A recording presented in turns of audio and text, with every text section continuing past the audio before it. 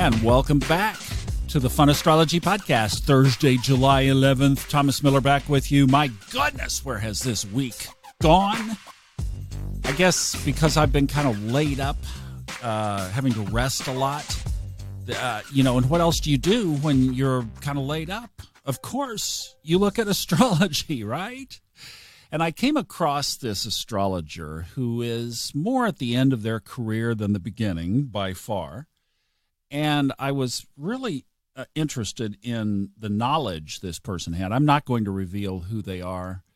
It's really not important. But what is important is the prediction of just catastrophe from this chart. And I thought it was interesting because here is this person who has been studying and doing big-time national astrology for all this, probably 50 years. And the gist of what was being said was just totally around the wrecking ball. And saying things like, I've never seen a chart like this in my life. Children born today, wow, had some things to say about that. And then just the patterns, the vulnerability that we're up against on some of these patterns. So I thought, wow, maybe I've been being a little bit too light in what I've been saying, because I've been trying to obviously shift and paint the picture that we do have some positives in the chart. And today, thank goodness, we get to do this, because there's actually a grand trine in the chart today. Woohoo! We'll take whatever we can get. Thank you, Moon in Scorpio. Moon in Scorpio. But at least it's shining favorably with Neptune, tied favorably with the South Node, tied favorably with the North Node. It's a kite, actually. It's a kite formation. It's more than a grand trine because there are two sextiles over to the South Node.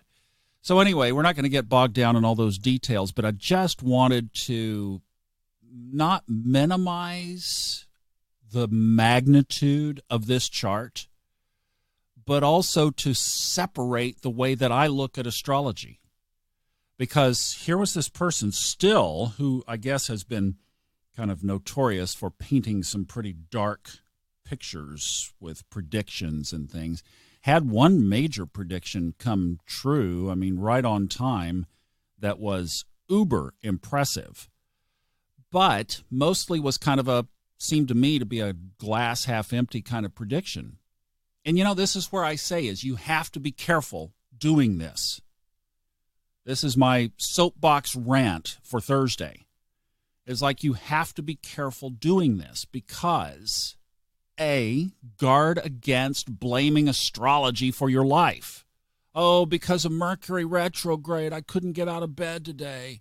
Because Mars is in Leo and is coming up to 6 degrees. Oh, the world's going to end. It's like that kind of stuff. Forget about it. The chart is full of balances. It's full of dualities. And just like we've been in challenging times, today we get a breather. Thank goodness. Moon is about halfway on its way to Capricorn, where it will then, in the full moon, be in an eclipse. So we get to go through the second eclipse of this little season. Okay. And setting intentions has just become so predominant to me. My partner, Majana, and I co-host the Life After Life podcast. Really, it's her show. I just kind of keep the wheels on the bus and help her point it in a direction. But she's doing a phenomenal job with that. If you haven't caught it, would love to have you. It's not only about the afterlife, it's also about the soul journey, which astrology is about the soul journey. So this is all about not our physical reality nearly as much as it is about our spiritual, soul-based reality. So you have to apply universal principles, and the universal principles are that of plurality, duality. We have hot and cold. We have yin and yang. We have red aspect lines and blue aspect lines. If you follow my highly sophisticated astrological prediction system, count the red and count the blue, right?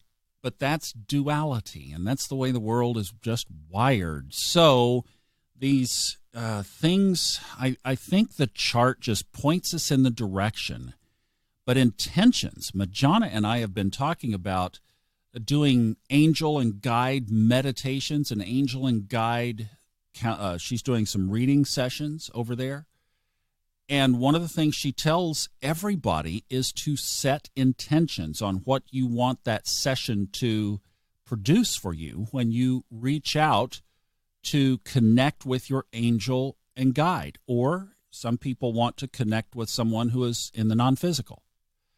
And Majana was saying how much of a difference it makes when people do set intentions.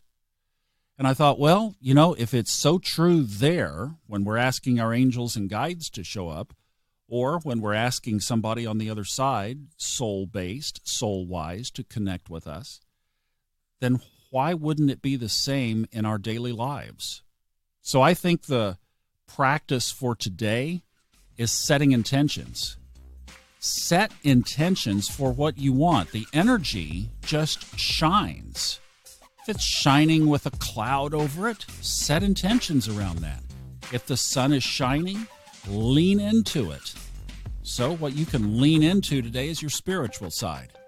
Working on your soul purpose. Ask the universe for clarity in directions that you need to go and grow, because that is where the super magnitude energy is shining today. Again, like the last 2 days, it won't last long. It's the moon. The moon is involved. But take advantage of it today. That's what you got. Perfect day for it. And I bless you. And thank you for listening. Sending my love. Have a good Thursday. We'll see you tomorrow for TGI Friday.